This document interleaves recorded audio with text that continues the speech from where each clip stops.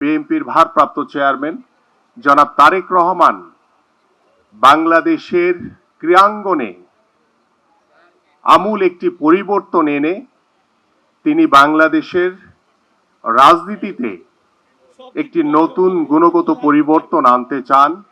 সেই গুণগত পরিবর্তনের মাধ্যমে বাংলাদেশের সামাজিকভাবে আমরা সকল ব্যক্তি এবং প্রতিষ্ঠানকে আমরা একটি গুণগত পরিবর্তনের মাধ্যমে একটি নতুন একটি ধারা আমরা তৈরি করতে চাই।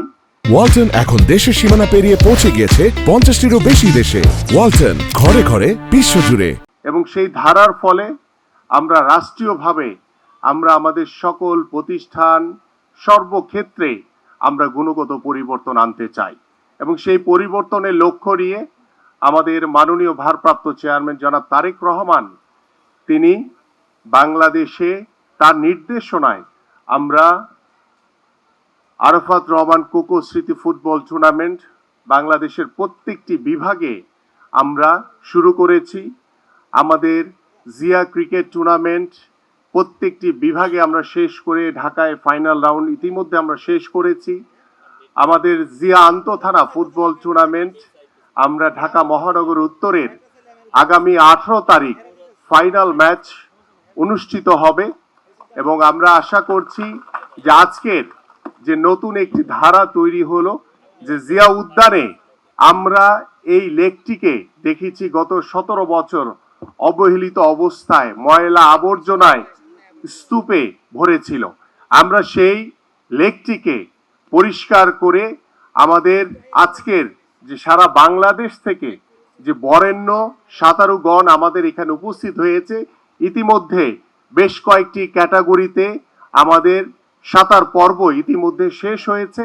আমরা আশা করি আজকের এই উদ্যোগের মাধ্যমে আমরা এই যে লেকের ভিতরে যে সাঁতার কাটা যায় বা এটিকে একটি সুন্দর পরিবেশের মাধ্যমে আমরা একটি জনবান্ধব একটি পরিবেশ তৈরি করার মাধ্যমে আমরা যে ক্রীড়াঙ্গনকে আমরা এই আজকের এই সাঁতারকে সর্বোচ্চ প্রাধান্য দিয়ে আমরা এই ধরনের সাঁতার কর্মসূচি আমরা পরবর্তীতে আমাদের প্রধান অতিথি একটু আগে বলছিলেন যে আমরা ছোট ছোট বাচ্চাদের নিয়ে আমরা এই সাঁতার প্রতিযোগিতা করতে পারি কিনা। আমি আপনাকে আশ্বস্ত করতে চাই ইনশাল্লাহ আমরা দ্রুতই আমাদের বয়স ভিত্তিক হয়তোবা 12 বছর কিংবা 14 বছর কিংবা 16 বছরের বাচ্চাদের নিয়ে আমরা হয়তোবা এই লেকেই আমরা ইনশাল্লাহ একটি সাঁতার কর্মসূচি আবারও উদ্বোধন করব।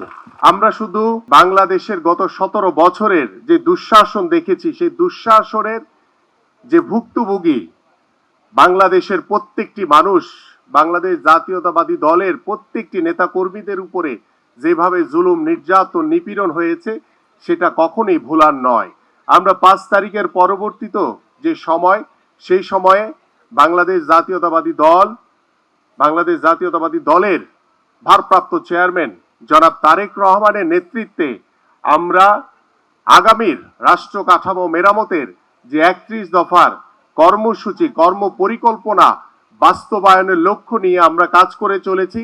তার ভিতরে আমাদের খেলাধুলাকে সর্বোচ্চ গুরুত্ব দেওয়া হয়েছে।